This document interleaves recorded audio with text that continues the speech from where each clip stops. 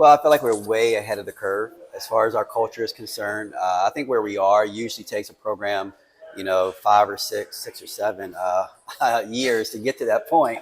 But obviously, Not you too, yeah, coach. come on, man. I work with young people. Welcome to the CL Brown Show. I am your host, CL Brown, columnist with the Louisville Courier-Journal. On this episode of the show, we have more college basketball preview content coming. As you can kind of tell if you're watching on YouTube, that I am taping this in my hotel room. I'm in Birmingham, Alabama for the SEC basketball media tip-off.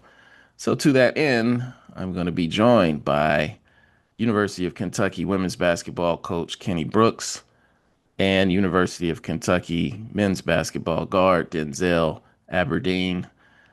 Both of them are going to talk about the upcoming season, obviously. But I also am going to slip in an interview with a former SEC coach who is now coaching the North Carolina State Wolfpack, Will Wade, former coach at LSU. This will be his first time in Raleigh and in the ACC, and actually ask him a little bit about comparing the two conferences and just comparing talking about how much ground the ACC has to make up to get back to where it has been traditionally. So, without further ado, let's jump right into some hoops. And now I have joining the podcast University of Kentucky women's basketball coach Kenny Brooks. Coach, thank you for joining me today. Well, I'll tell you what, it's I'm a little bit intimidated. You got the nice little bow tie going on. I feel like I'm underdressed, but I'm happy to be here. I'm glad to have you. Well, entering year two, entering a year without Georgia Moore, that's the first player I kind of wanted to focus on. I'm guessing you don't replace her. No. Because she was such a special talent. Well, I was in such a happy mood until you mentioned that I'm not coaching Georgia anymore. But, obviously it is going to be an adjustment. And having someone, a player of her caliber, but a person of her caliber, she's done so much for me, the programs that I represented. Just watching her grow has been something that is a coach's dream. So now, we go out, the first year, and first within 5 that I didn't have her leading my program. It's an adjustment. It really is. But we feel like we're in good hands. Tony Morgan came over from Georgia Tech. She's our point guard this year. And I told Tony, I said, when you come here, I don't want you to fill Georgia's shoes. Don't feel like you have to fill Georgia's shoes. I want you to bring your own. And we're going to allow you to be yourself and put your own spin on everything. And it's been a smooth transition so far. And obviously we do miss Georgia. And there are times where I wonder what we could be if we had Georgia. But I'm very proud of Georgia and her accomplishments and where she is right now. And I'm happy with where we are. So, life goes on. Yeah. What do you feel like? Where do you feel like you are in terms of, we hear the word culture a lot in terms of, you trying to establish not just a great season, but something that will last past that. So where do you feel like you are in terms of having that at UK? Well, I feel like we're way ahead of the curve as far as our culture is concerned. I think where we are usually takes a program, 5 or 6 or 7 years to get to that point. But obviously, not you too, coach. Come on, man. I work with young people. But last year having Georgia and having Deja Lawrence, those two really set the foundation for our leadership. And they really taught our kids, the Tiani Keys, the Clara Strax, how to lead. And they watched that. So obviously with the transfer portal, it allows you to really change things a lot quicker. And we were able to bring in 11 new players last year who really formed an identity. And the culture really, they set the foundation in year 1. And you can see the remnants of that in year 2. And I really feel like we're way ahead of the curve. And I'm excited about it because culture is the biggest thing, that we have to get other than talent. And I think that we're really well on our way to establishing a really great program. Yeah. What's probably something that you didn't know about how it was going to be at UK? Just the atmosphere there as an athletic department and as a women's basketball program that now you're like, wow. Well, yeah, I think a lot of times people look at coaches, and if a coach changes jobs, they don't really look at all the intricacies that have to happen in order for it to be successful. They just think, okay, coach goes from here to there, and that's it. You got to learn how to get to work. You got to learn how to navigate the campus. You have to learn how to navigate the administration. Who is there? Who's working hard for you? What's their name and everything. So we knew that was going to be a challenge, and just trying to understand the complexity of just being indoctrinated into everything, something new. And but I didn't realize. I knew Big Blue Nation was powerful. I didn't know how powerful. And it doesn't matter where we go. Myself, my family, my staff, people are really aware of who you are, what you do, and how you're doing it. And so they've been extremely supportive. We just had Big Blue Madness, the second one that I've been a part of, and it's 24,000 people to just come watch you guys, shoot do drills and whatnot. So Big Blue Nation is extremely powerful, and it's something that we wanted to build off of. The city of Lexington is one of the best cities, I think, in the country. It just feels like home, and those two things coupled, it gives you an opportunity to build something special. Now, you kind of hinted to it. The revenue sharing, the NIL portion, the changes in college basketball that have everything to do with your roster construction. Now, what do you feel like right now is kind of the most important issue facing women's basketball? Is it the support, like making sure you guys are still? It is. And I think that obviously everything's changed in the last 18 months. Everything's changed probably in the last 18 hours. I'm not ashamed to say that I don't have all the answers, and we're still trying to figure it out, and you have to be ready to pivot. But I do think, and I wonder and I worry a little bit, there's only so many pieces of the pie. And then obviously, football is going to drive the vehicle. Men's basketball is powerful. But you also have some other entities that want a piece of the pie. You have the volleyballs, you have the gymnastics of the world, you have the baseballs, you have the soccers, and everyone wants a piece of the pie in order for their sport, their program to be relevant. And I just don't know if there's always going to be that many pieces of the pie to be able to share. So women's basketball is like right on that cusp, and we're fortunate that we have an athletic department that really supports us. And I think you're going to see a lot of coaches really trying to align themselves with situations where the athletic department is going to support women's basketball. And so I'm just hoping, that we continue to rise. The talent level has really, risen over the past few years. The popularity has risen. And obviously now with Rev Share, we still need the support so that we, as women's basketball coaches, as women's basketball programs, continue the growth of the sport on the trajectory that it's already going in. So we don't want to take any steps backwards, but we also, we just know where it is, and we have to be ready to pivot. Now, you mentioned you were excited about the culture, but what in terms of playing style this year with this team? I kind of look at your front court like they're pretty pretty formidable. But what aspect of what you're going to be able to do stylistically this year? What kind of gets you excited? The versatility that we can display is the best I've ever had. Case in point, your Final Four team? Yeah, it actually is. It really is, because my Final Four team, our kids had their spots and they knew what they had to do. They knew their job. With this team, we're able to move people around to can play 2, 3, sometimes even 4 positions. And when you can do that, you can move them around in areas where it's going to really be hard for people to scout us. Because if you want to try to focus on Tiani Key as in a certain spot, I can put her in a different spot. And then and that's been evident for us as we've been in practice, and we've mixed some things up. And I've marveled at it. I'm like, wow, I've never had a program that people can play so many different positions. So it kind of gives us that thing. A lot of people say positionless basketball. This is the most I've been able to live it and be close to positionless basketball as I've ever been before, because they all can play so many different positions. So I think that's something that's underrated, and I think it's going to be an advantage for us that we can move people around. And when you move them around, we get distinct advantages, because Tiani Key is 6'5", and I can play her in 3 or 4 different positions. Jordan Obi is a 6'1" strong player, and she's playing 4 positions for us. And Clara Strack is as mobile as any center in the country, and I can play her in a couple of different positions. So I think that's going to be an advantage for us. It's something that we're going to try to play off of, and we look forward to watching that grow.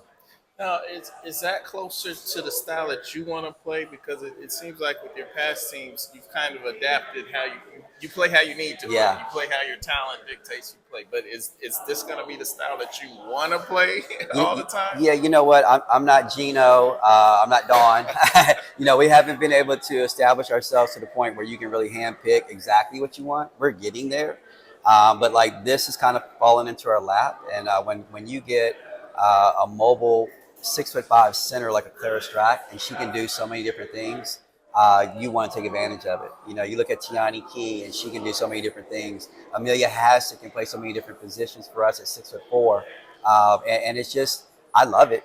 We kind of stumbled upon it, and it's kind of been like a blueprint for us as we're going forward that we want to continue to play this way because some people will look at it and they'll say, okay, we want to get fast. We want to go steal the basketball. We want to go trap and press and do that kind of thing. Our defense isn't like that. We're going to guard the paint. So if you guard the paint, you want to have some length. And this is the tallest team that I've ever had, and we're very long. And that's going to, backed up against a year that we led the country in block shots. I think we had the same type of opportunities because, you have Clara Strack and you have Tiani Key, both of them, man in the middle, so to speak, and both of them can really contest shots. And that's the way we'll play. And I think that's the way we're going to be a good defensive team, not the way that some fans might want you to be. Like, we're very proud that we're dead last in the conference in steals because we really guard the paint. We want to contest your shot and rebound the basketball, and we get it out and go. And we just want to make sure we're accountable. I'll leave you out on this question. Don Staley, I thought earlier, gave you a compliment when he said that Kentucky wasn't a sleeping giant because Kentucky is a brand of basketball. Like you're already there. There's no rising up. But where do you kind of see not to predict the league, but the pecking order? It seems like it's going to be another deep Yeah. year in the league where a lot of teams are going to be vying for that top tier. Yeah, it's one of the things the reasons I came here was because you want to partner yourself with the rich tradition of the men's program. You look back at it, and there's no program richer in tradition than Kentucky. And in this day and age, if you can be associated with that, it gives you an opportunity to recruit at a high level. The fans are extremely knowledgeable, and they're just eager for another winning program on the other side of that. So that's why I came here, and we're just looking forward to continuing, building something that we feel like can help this league grow. I feel like it's the best league in the country. I was out on the road recruiting this summer, and somebody joked and said that the SEC is like the mini WNBA because it has so much talent, in there. And honestly, you can take a lot of the teams in this conference, you can put their names in a hat, and you could pull out 1 through 10, and it could be a different number. And so somebody's got to be 1, somebody's got to be 2, somebody's got to be 8. And so, but I think once you see it all play out on the court, it could be jumbled up, it could be totally different. And we're not worried about where they pick us. We're just worried about going out and proving ourselves right. And we know that we have a really good basketball team, and we're looking forward to proving that. There it is. Well, I thank you for joining me, and good luck this season. All right. Thank you. Now I'd like to welcome to the show Denzel Aberdeen, University of Kentucky guard. How you doing, Denzel? I'm doing great. How are you doing? I'm well. First, I want to start with your name. Yes, sir. Is it by chance were you named after Denzel Washington? Most definitely. My dad named me first. Yeah, he was like, he watched Denzel Washington, a lot of movies and TV shows and stuff like that. So yeah, that's definitely where I got named from. Did you grow up watching those movies too? Like, would he have you watching? Nah, he didn't have me watching it. I seen Equalizer before though. Okay. It was good, but great actor. But do you have a favorite? Equalizer. Okay. Sir. Have you seen Training Day? Mm-hmm. You gotta watch Training Day, man. That's what he won the Oscar for. Really? Yeah. I got to. All right. Well, transfer in from Florida. Yes, sir. This time last year, you didn't know you were about to win the national championship. Yes, sir. But you knew the characteristics of that team. What similarities would you say, and I'm not trying to get you to predict a natty for UK right now, but what characteristics would you say that you look at that were similar to what you had last year, that you're like, we we're gonna be good. Yes, sir. Just the chemistry that the team has since I stepped foot on campus has been like home for me. My first day, everybody when we came together, the guys just gelled amazing way. It was very quick. We all felt like we knew each other for years, and just on and off the court, we just push each other in practice and stuff like that. And off the court, we're always goofing around and hanging out. So I'll say the chemistry, and then in practice, when we push each other, we go hard each and every practice and every workout. So I feel like the times that we go hard in practice, it gets us better, and then off the court, we're just goofing around and playing around together all the time. Yeah. So what is it like for players in this day and age? Like you're basically getting used to a new 3 or 4 or 5 transfers coming in and having to kind of rejuvenate that kind of chemistry and bond. So, like, what has it been like for you since arriving on campus? It's been nothing but amazing. The people, the fans, and stuff like that have been nothing but amazing to me since I stepped foot on campus. They've shown a lot of love, and just meeting all the new people, the new guys.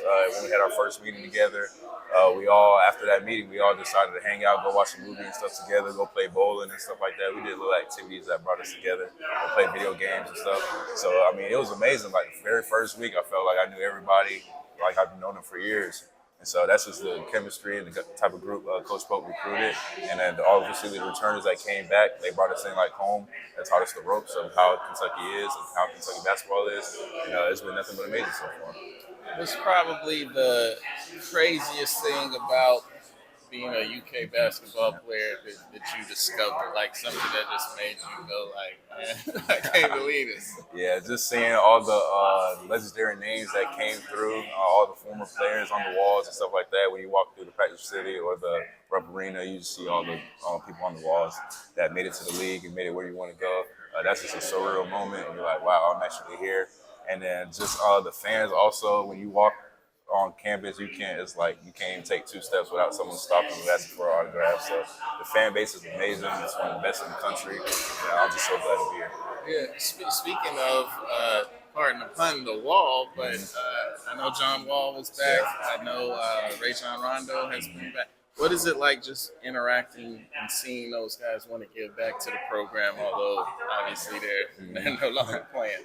2 great guards, just seeing them come back, it just shows you how Kentucky is. It's like second home for people. Them coming back meant a lot. It was great seeing them and stuff like that. It was cool to see. And they just gave us some tips and pointers on how they were when they were here and how they managed to get by in time and stuff like that. And so seeing them come back, it was just amazing to see. Yeah. So last year with Florida, I felt like you were kind of an X factor on that team and would bring a lot in situations. What do you feel like your role is going to be on this team? Pretty much the same things with a little bit bigger role. Doing what I have to do to make sure we win games, whether that's energy, whether that's facilitating, whether that's scoring, whatever coach wants me to do, I'm going to do it. And I'm going to just always go 110% every game, whether it's bringing energy, being vocal, being a leader now, and just bringing it every game. Who has impressed you the most in practice? Like somebody maybe you didn't know their game before seeing it up close. I like Malachi Moreno, the freshman center that came in. Our first time playing with Malachi, man, he's tall, and he was making a lot of noise on defensive end and getting a lot of offensive rebounds. So Malachi is definitely somebody that impressed me. Just how he moves on the court, he's very tall, but just how he runs with pace and stuff like that. So that was great. Yeah. For me. Who do you think fans are going to be surprised by? Like, it doesn't have to be a big score or anything like that, but just who do you think fans are going to look at like, wow, I didn't know he had that in him? Yeah. I'd say a little bit of everybody, to be honest. We all got some pieces that people are going to see this year, and it's going to be amazing to play in front of Rupp and in front of our fans. And it's going to be amazing every game that we play. I think everybody brings a little bit of something that everybody's going to see this year. It's going to be fun to watch. Yeah. Now, the preseason rankings just came out. Florida was picked first. UK was right behind them. What will it be like for you personally to go up against the Gators again? And, your old coach, I know a lot of the players have left, and it's not the same, team, but still. I haven't really thought about that per se. I think every game, every SEC, especially in the conference game, is going to be a dogfight. SEC is a very tough conference this year, and I feel like every game we have to bring it. And obviously it's going to be a rough crowd. Florida got one of the best fan bases also, and it's gonna be a tough game though for sure. Yeah. So what made you leave there? It's kind of personal between me and my family, but I am thankful for the time that I had at Florida. It was amazing, nothing but amazing. But being here at Kentucky, being at one of the best schools in the nation, and just playing for Coach Pope is going to be amazing this year. Yeah, the flip side of that is YUK, because I'm sure you had other. Yeah, just a connection. I've been with Coach Pope on a Zoom call. Our Zoom call was like 3 hours long. Felt like home. Felt like where I wanted to be at, especially for me wanting to get to the next level. He talked about what I need to work on and stuff like that, what I'm good at, and what it takes to get to the next level, and what also how Kentucky basketball is, just the fan base and the past players that played there, and the chip on the shoulder that it has to bring number 9. I definitely want to win another national championship, especially at this school, and it's just going to be amazing. Yeah, so I'm sure you had opportunities to leave the SEC. Yes, right? So what made you? I mean, did you even envision that? Were you figuring once you entered the portal, like you will be playing in a different league and different opponents? Yes, sir. Just seeing what schools reached out, what was the best fit for me. I think staying at SEC was a good choice for me because obviously I played 3 years in SEC, so I was kind of used to it, used to the play style and stuff like that. So once Coach Pope called and just did a little background check and stuff like that, it was a no-brainer, pretty much a no-brainer to come here. Yeah. What was your impressions of UK on the other side when you were playing against them in Florida? We played at UK last year. It was a very high-scoring game. Just playing a road, it was very loud. Sometimes I couldn't even hear the play call when Coach Golden was calling plays. The atmosphere was insane. It was crazy, and it was just all around a good game. Well, is there any one goal that you're looking at, and I'll leave it out on this, that you reveal to the world, but is there any one thing that you want to accomplish this season individually? Individually, just becoming a better person on and off the court, getting to know people outside of just basketball, building more connections and stuff like that, talking to more people, getting out there, getting more involved with the community. And as far as basketball-wise, it's trying to bring number 9 title. You mentioned number 9 a couple times already. Is that just embedded throughout everybody on the team right now, the drive for 9? Yes, sir. That's the most. That's all we talk about, getting number 9. We know what it takes to get number 9, just buying in the practices and film and stuff like that. Well, to the other guys, knowing that you're just coming off of the natty, do they look to you like, have you said, well, this is how it is and this is what, have you kind of taken a leadership role in that respect? Yes, sir. All the time. I try to show it on the court and off the court. And we always have locker room talk, so they always ask me how it was and what it takes. And I give them little pointers and stuff like that. So it's always talks about that. And they said it's going to be amazing if we win one here. And so that's all we think about each and every day, going into practice. We push each other just to reach for that goal. Good luck to you this season. Denzel Aberdeen, University of Kentucky. Thank you for joining me. Thank you, sir. And now I'm joined by North Carolina State head coach Will Wade. Will, thank you for joining me today. I've heard the phrase "red rain" used, or red reckoning, red reckoning, red rain, red reckoning, whatever you want to call it. How are you embracing just coming in to this school, this season, this league, all new for you, and trying to get it back to where it's been traditionally at NC State? Yeah, man, I think NC State's got one of the best basketball brands. We have one of the best basketball traditions in this league, and so we need to climb this program back to the top of the league, and so that's the task, and to create a consistent, sustainable winner at NC State, instead of just being up and down, up and down, up and down, just be consistent winner, consistent group that finishes in the top part of the league. And so we're looking forward to the task, and I think we're up to the task. What would it mean for the ACC as a whole? I feel like you're kind of in the same position as Louisville was when Pat Kelsey took over, in terms of a good Louisville is good for the ACC. The same, I feel like, with NC State. Yeah, maybe. I mean, I think Coach Kelsey would probably tell you a good Louisville's good for Louisville. Good NC State's good for NC State. I do think, though, that you need your best basketball brands to be good. And I think Louisville and NC State are two schools that really invest heavily in basketball. They really care heavily about basketball. Their fan bases care quite a bit about basketball. And so I think that when those basketball-centric schools in the league are good, think it creates more momentum, it creates more buzz, it creates more excitement within the league. I've heard you, since you got the job, speak about getting a second chance. What do you feel like will be different for you at NC State from your first time in the Power Four at LSU? Yeah, well, I mean, one, the rules are different, which helps. But no, I think that, look, at LSU, I was moving 1,000,000 miles an hour. I was just trying to bulldoze anything that was in front of me. I've gained some experience. I've gained some perspective.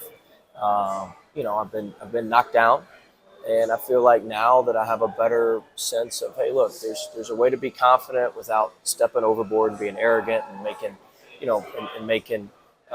making rash decisions that affect a lot of people and can hurt a lot of people. And so I'm much calmer. I'm much more process driven, and I'm much more just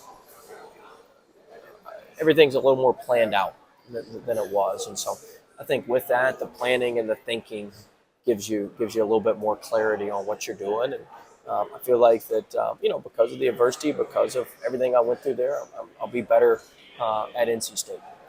I feel like you've shown a lot of contrition from that, and I've heard you speak about Book Richardson specifically before as somebody who didn't necessarily get a second chance.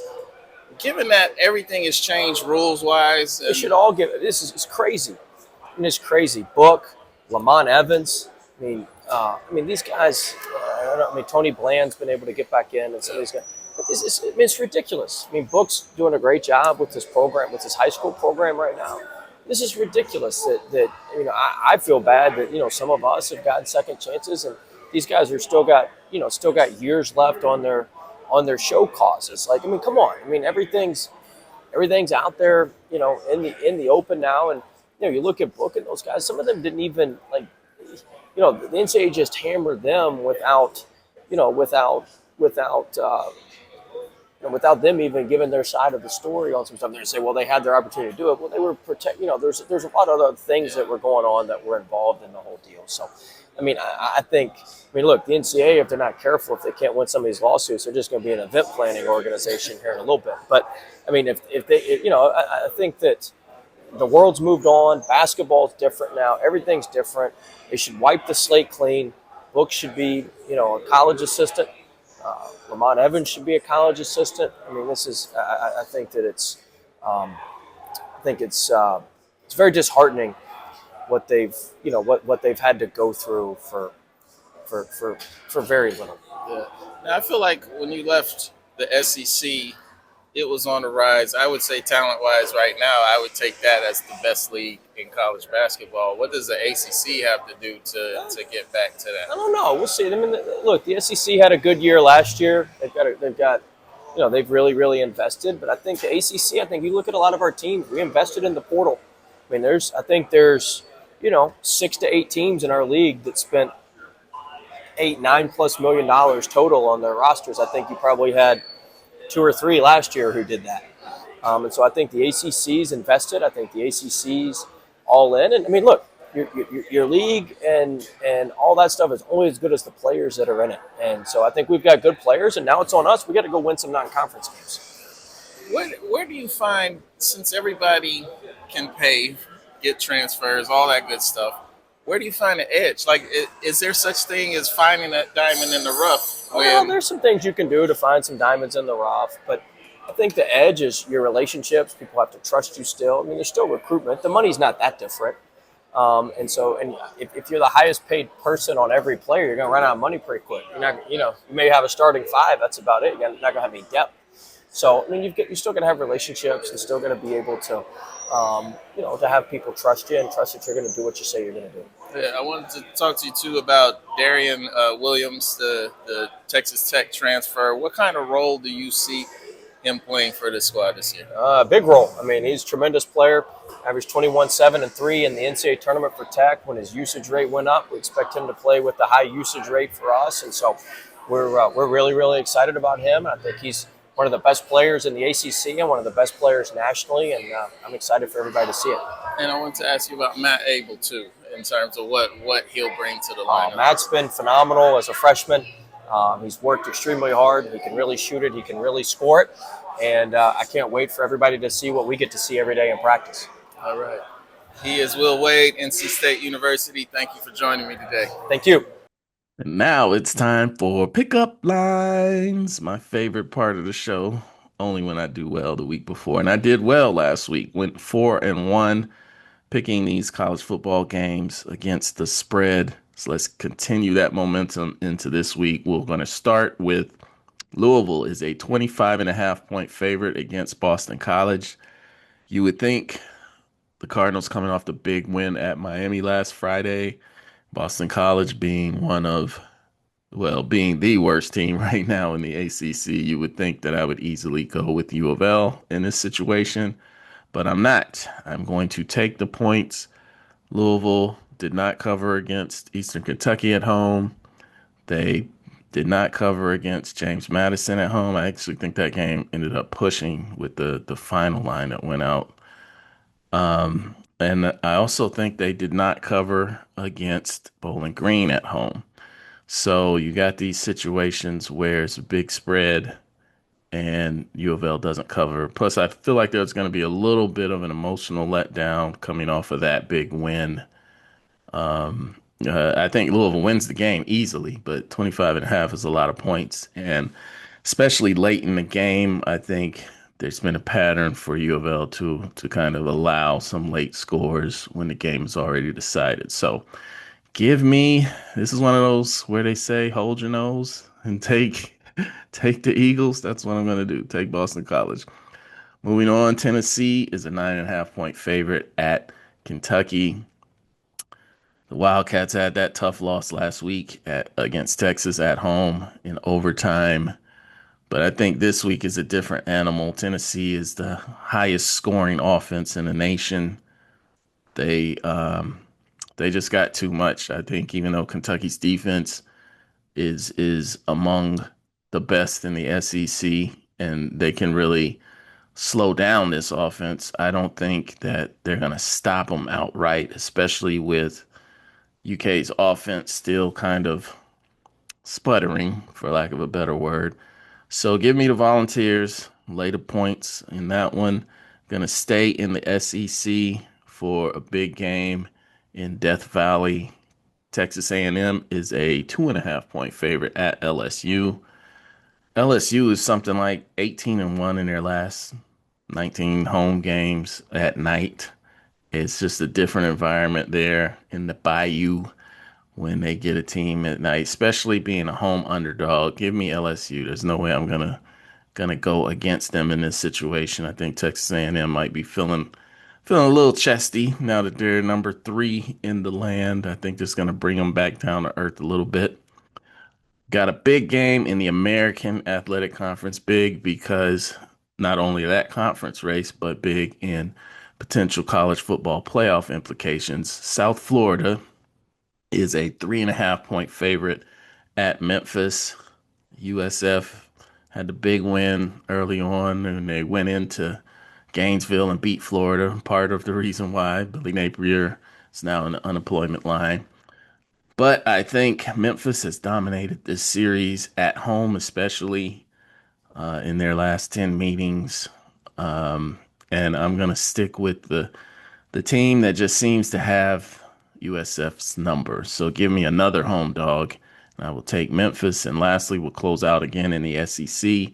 Ole Miss is a 4.5-point dog at Oklahoma, which kind of surprised me, but because I'm not totally certain Oklahoma quarterback John Mateer is fully healthy. His thumb on his throwing hand. This is his third game back since he was out to have surgery and everything.